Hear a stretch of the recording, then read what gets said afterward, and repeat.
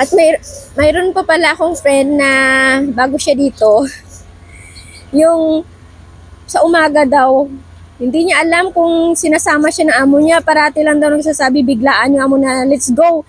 Hindi pa siya nakabihis, hindi pa siya nakakain. So, magdiskarte kayo guys. Pag ganyan na, alam nyo na yung gagawin.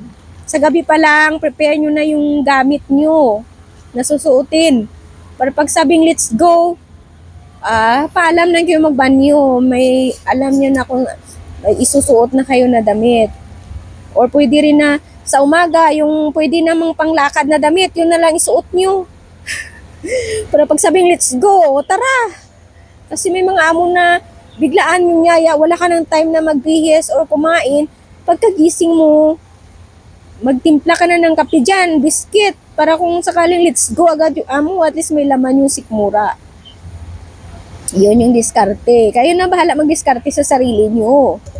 Kasi yung sis na bago pa lang nagtanong. Ganito ang ibang amo dito. Yung hindi ka pa naka-prepare, let's go na. So, paghandaan nyo yan. Kahit yung mga gamit ng mga alaga nyo, prepare nyo na agad sa morning, early pa lang para pag let's go, ready na.